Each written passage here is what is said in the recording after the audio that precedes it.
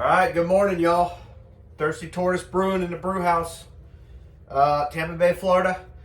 So a couple videos ago, a few weeks ago, I brewed an IPA. You guys can catch that video. It's on the link. And I did a dry hop with the IPA. So I wanted to kind of go into my process for dry hopping a little bit and just take a couple minutes of your time here. I'm going to do a 2 ounces of a Galaxy dry hop on the second 5-gallon keg of that IPA. The first one was fantastic. It was a mix of Nelson and Citra. This one I'm going to do a mix of Nelson and Galaxy just to kind of try. I like to kind of, piecemeal and kind of try some different hops out with the pale ales and the IPAs. So thought I'd take a second, show you some of my practices on hops. I keep all my hops in vacuum sealed. I tend to buy them by the pound. They're a little bit cheaper that way. And then I just vacuum seal whatever's left, and then I store it in the freezer. So I'm going to get into it here. So I'm going to weigh out my my first hop, which will be the Nelson hop. So give me just a sec here.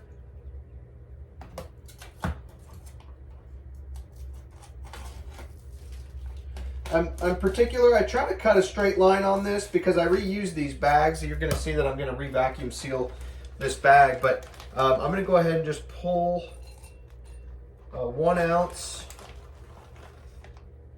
of this hop out.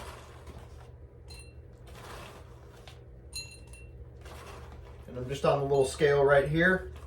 There you go, 1 ounce right there. And I am going to seal up this bag using this super cool easy to use vacuum sealer.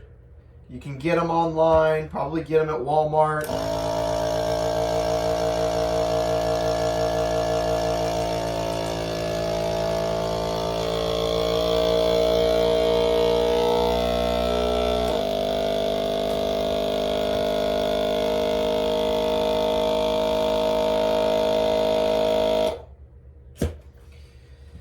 And that's it. So that's my Nelson. I'm also, part of my best practice is to label the hop and label how much was in it. So I know next time, now this was 8 ounces before today.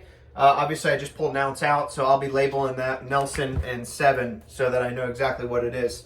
So I'm going to move over to the Galaxy hop. This one is already labeled for me that it was at 2 ounces remaining. And I'm actually looking for 2 ounces of Galaxy. So this will be the end of this bag, but what I'll do here, just to make sure, is I will go ahead and just measure it out. Let me get a bigger cup here, make this a little bit easier.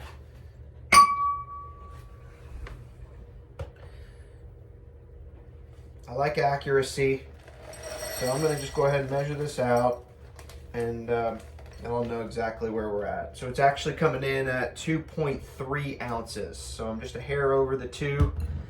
No big deal on that.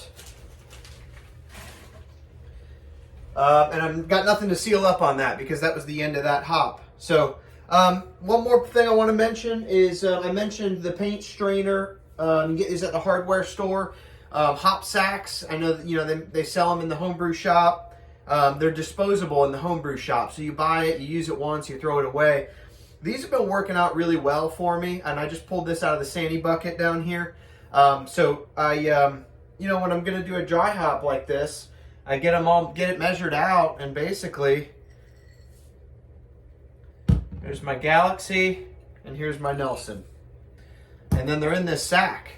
So the other thing I do is I take a ping pong ball, get that in the Sandy bucket, best practice, keep your stuff clean. Throw the ping pong ball in the hop sack. I'll tie a little knot up here. And then this thing's going to float on top of the keg. And because I tend to share a lot of these and drink them relatively quickly, this will float in there. Probably will take me maybe a month to get through that keg. But this is the hop sack. So this is the dry hop. It's going to go straight into the keg.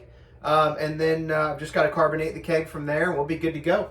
So hope everybody has a great day out there. Hope you guys maybe got a technique or two out of this, out of my process. Feel free to subscribe to my channel And also drop me a line if there's any questions, or maybe you want to share something that you do that works well. So that's all I got. You guys have a great day.